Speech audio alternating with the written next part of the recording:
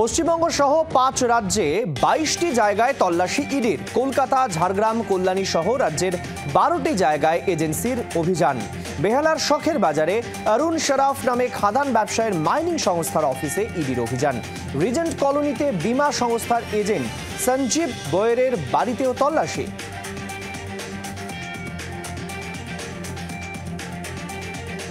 খেলতে গিয়ে বালি খাদানের জলে তলিয়ে গেল দুই বোন। স্থানীয়দের প্রচেষ্টায় উদ্ধার করে হাসপাতালে নিয়ে গেলে ছোট বোনকে মৃত ঘোষণা চিকিৎসকের। নন্দীগ্রাম বিধানসভা বয়াল 2 নম্বর গ্রাম পঞ্চায়েতের হলদি নদীর ওপর একটি বালি খাদান দীর্ঘদিন ধরে চলে আসছে। সোমবার সেই খাদান এলাকায় খেলা করছিল দুই বোন, সালোনি সিং এবং পিঙ্কি সিং। খাদানের একটি খাদের জমা জলে পা ধুতে গিয়ে তলিয়ে যায় পিঙ্কি। বোনকে বাঁচাতে গিয়ে তলিয়ে যায় দিদিও। খাদান বন্ধের দাবি তুলেছেন স্থানীয়রা।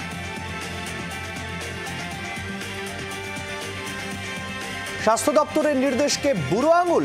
সরকারি মেডিকেল কলেজ হাসপাতালের অডিটোরিয়ামে বেসরকারি কোচিং সেন্টার চালানোর অভিযোগ। অনুমতি দিল কে? প্রশ্নে তোলপাড় পরিস্থিতি। কলকাতার এনআরএস হাসপাতালের ঘটনায় রীতিমতো চাঞ্চল্য। অভিযুক্ত কোচিং সেন্টারের দাবি, স্টুডেন্ট কাউন্সিল অনুমতি দিয়েছে, কিন্তু কোনো লিখিত নথিপত্র দেখাতে পারেনি অভিযুক্ত কোচিং সেন্টার। স্টুডেন্ট কাউন্সিল ছাত্র প্রতিনিধিদের অনুমতি দেওয়ার কথা স্বীকার করলেও আদৌ তাদের সেই অধিকার আছে কিনা তা নিয়ে কোনো নথি দেখাতে পারেনি। উত্তর 24 পরগনার তালবান্দায় মহিলা পঞ্চায়েত সদস্যকে লক্ষ্য করে গুলি। দুষ্কৃতীদের শাস্তির দাবিতে এলাকায় মিছিল। গতকাল রাতে মন্দিরে চুরির ঘটনা ঘটে। খবর পেয়ে ঘটনাস্থলে যায় নিউ ব্যারাকপুর থানার পুলিশ।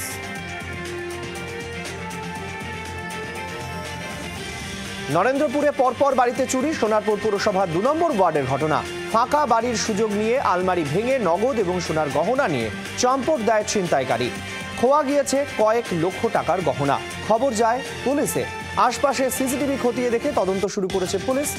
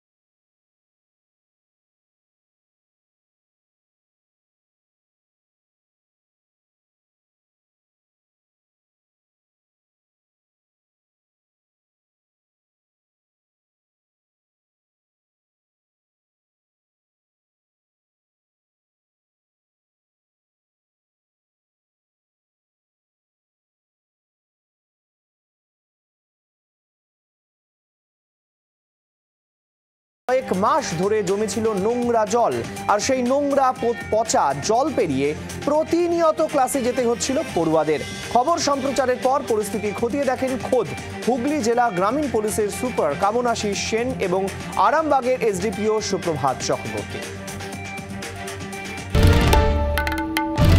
বাংলার আওয়াজ, বাঙালির আবেগ, জি 24 ঘন্টা।